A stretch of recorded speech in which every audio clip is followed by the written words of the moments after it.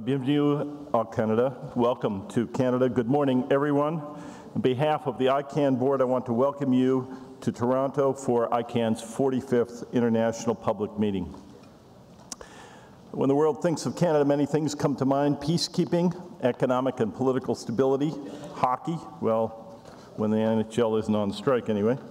But gathered here this week, I'm certain there's something else that the world could easily think of when thoughts turn to Canada, which is communications. The ability to communicate, to harness technology, and defeat distance has been a defining drive for this nation. The nickname the Great White North is bound in the reality of the vast distances in Canada. This nation is the second largest on Earth geographically, but only the 36th largest in population.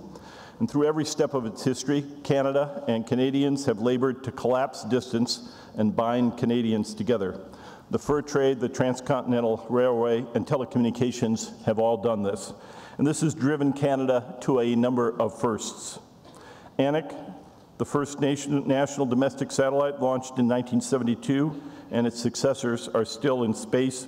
Archie, the first search engine, was developed at McGill University, Montreal. Canadian Broadcasting Corporation, first public broadcaster to go on the internet with the Gopher site back in 1993. And Toronto has another link, this one of ideas rather than technology. Just up the road at the University of Toronto, one of the professors published a work that described the great project we're gathered here to discuss. That 1962 book didn't talk about what we're going to be talking about, new GTLDs, DNSSEC, or internet governance. But what it did was examine the idea of the next medium, the next communications technology, and how it would connect people around the world.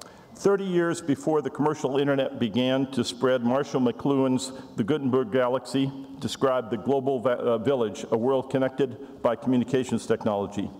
And it's that technology that we've been working on for the past decades, and we'll talk about this coming week.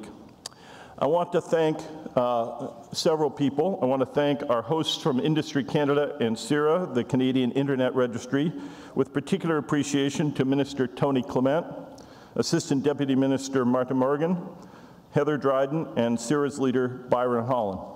I also want to thank the many senior government officials from all over the world who are here today for the first high-level meeting ever held in conjunction with an ICANN meeting. This is a big accomplishment, both for the Governmental Advisory Committee and our hosts. These meetings require an enormous amount of work that goes on behind the scenes. And in the usual words of diplomacy, it's already a success, and we are looking forward to a great success. I want to take a moment in a slightly different direction for something that has affected all of us, has a bit of a personal connection, and has a somewhat surprisingly pleasant Canadian connection. 14 years ago tomorrow, on October 16th, 1998, we lost John Postel, a very special pioneer. And I'm looking to see if his picture is up. There it is. Here he's shown getting the Silver Award from the ITU. He was a major contributor from the very start, part of the team at UCLA that put the first node on the ARPANET.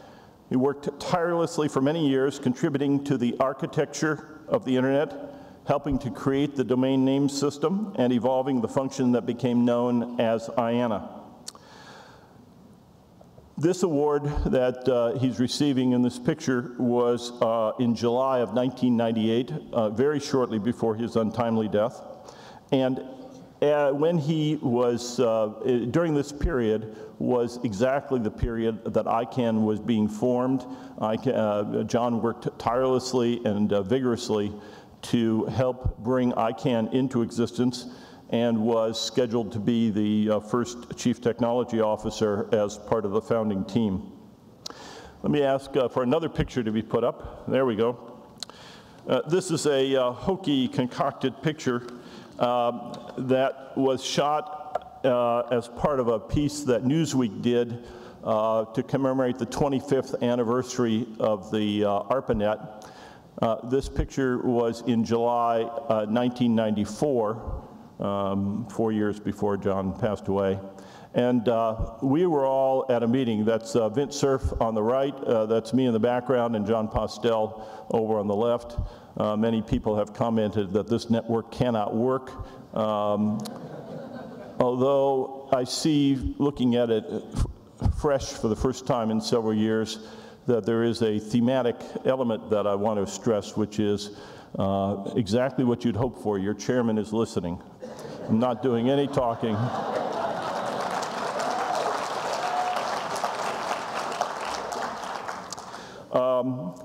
This picture was shot while we were at a IETF meeting up the street at the Sheraton, walking distance from here. Spent a very long day concocting all of that, stringing vegetables on strings and trying to figure out that shot. And it's still vivid in my memory. That was a Thursday. Friday I got on a plane, went to Massachusetts. Saturday, I got a phone call from the Newsweek editor to iron out a quote. I was carrying a newfangled device called a cell phone and was walking down the street with my daughter, and I answered the phone, and she was so embarrassed that I would be seen with a telephone in my ear walking down the street.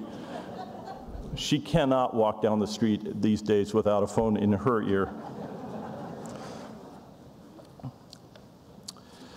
That was an exciting period back then when we started things up. Our offices were small cubicles in a big room. We had blank sheets of paper to try to sketch out protocols. We organized informal meetings of a network working group. We wrote informal memos that we called requests for comments. We thought all of this was extremely temporary. But had no real clue that we were laying down the foundations for today's Internet Engineering Task Force and later the foundation for ICANN.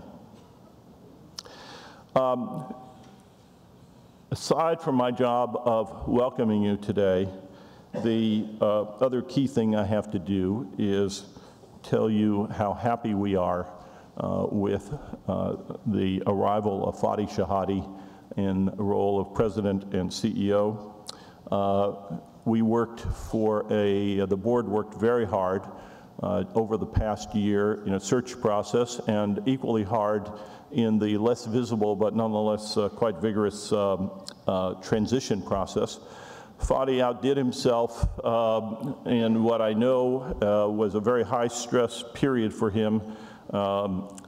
Things were going quite well for him in the job that he had, and it took quite a bit of work to extricate himself from that.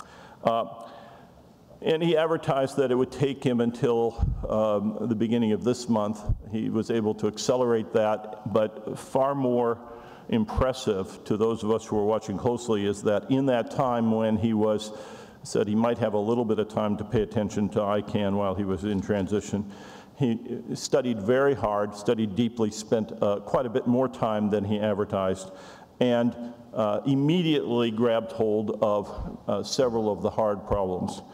And so when he started, he was on that very day, on that very morning, able to introduce a couple of very important key hires who you'll hear about, a bit of reorganization and attention to some of the long-standing technical and other kinds of problems that had been needing attention. And he's brought an extremely strong focus on internal organization and on execution. And things which we've already seen from him, and for those of you who were in Prague have firsthand experience. He listens, he engages, he responds, and he exudes a tremendous amount of comfort, not only on his own part, but in causing others to feel comfortable. He's an enabler, and he is just an incredible human being. You will be thrilled shortly to hear a considerable amount from him, and I don't want to make him nervous here, but I'm glad I'm speaking first. He's a hard act to follow. Let me just take care of a tiny bit of business about the board of directors itself. We are 21 people including the non-voting liaisons and the CEO. We have been working to gradually improve our efficiency and coordination. It is a series of relatively small things as opposed to some grand set of changes, and it's basically working. We're tightening up on our board meetings. We're planning a workload for the year. Some of the things that we're trying have been what I'll call imperfect experiments. We tried to schedule telephone board calls on demand instead of on a predetermined schedule. Why would we do that? We are composed as, in accordance with our bylaws, from people all over the world. That means that if you're going to have a telephonic board meeting, it's going to be 3 a.m. for somebody. In the past, our board meetings have cranked on 2 hours scheduled, 3 hours in practice, and have been quite onerous. I wanted to shorten our calls, and I also wanted to eliminate them if possible.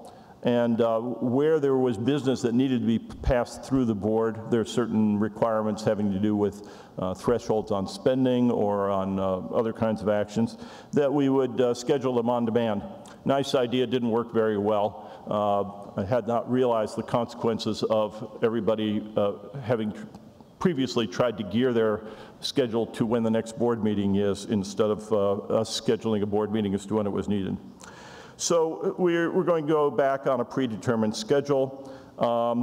Another thing that I've been very focused on is trying to move ordinary business behind the scenes, get it done. The board meetings themselves are not intended to be primary activities that determine policy. They're not supposed to be the primary activity where subject matters are delved into.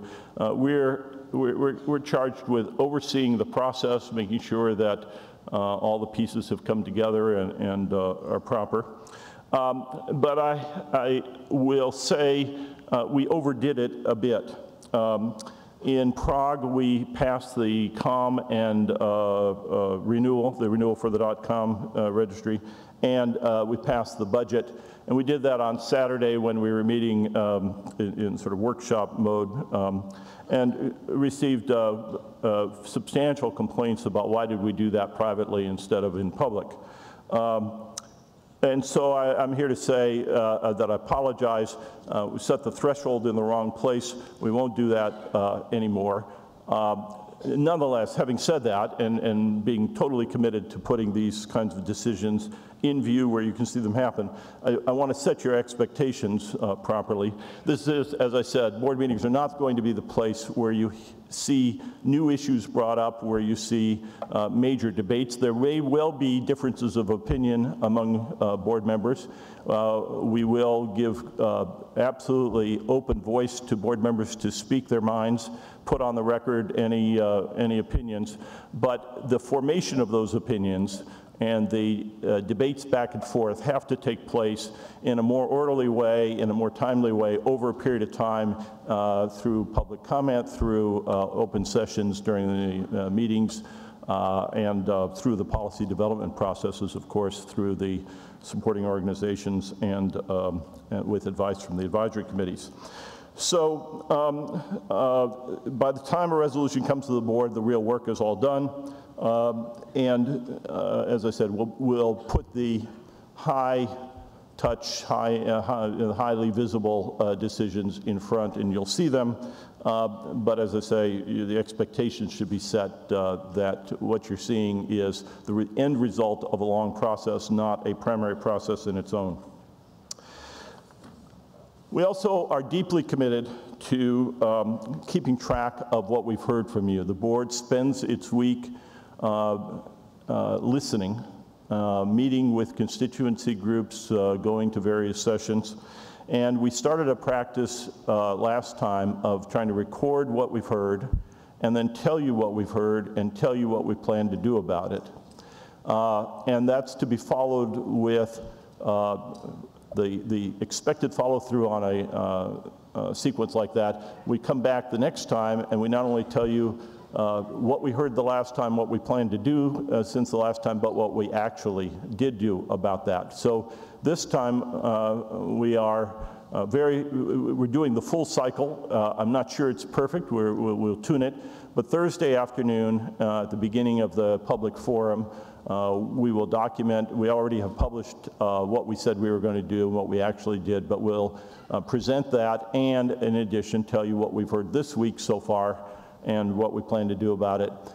There is more to that second part because we will still be in listening mode even after we have told you what we've heard, because the public forum will just be beginning at that point, and we will publish shortly after this meeting the package of, as I say, what we've heard and what we plan to do about it.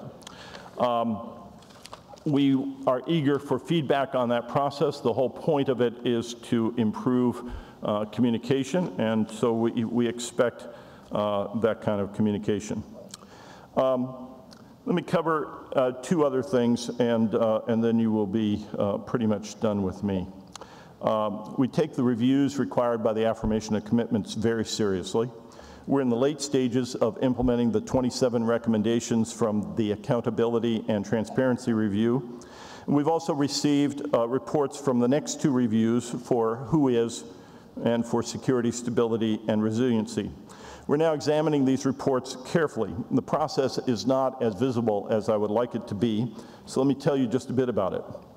One of the things we do after we receive these reports is we ask the staff for an assessment, an objective assessment of feasibility, cost, and where the implementation would take place, who would be responsible for it.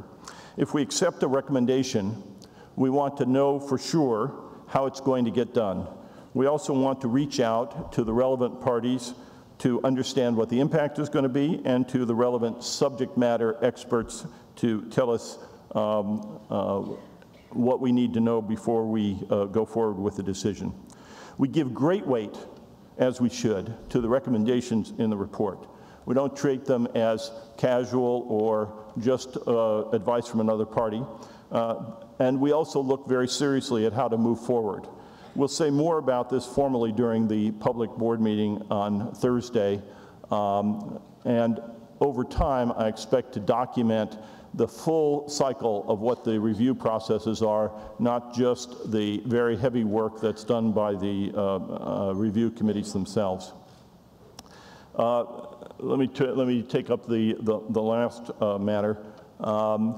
You have a picture of you on the screen there of one of our ombudsmen, Chris Lahat, and we have another picture of Herb Way, our adjunct ombudsman. They're available in Dockside 4 all week. Fadi will mention them again. My purpose here is to emphasize something that we've discovered in reviewing the process, which is nobody has used the ombudsman to complain about the board. They use other methods to complain about the board. We get plenty of complaints, all right.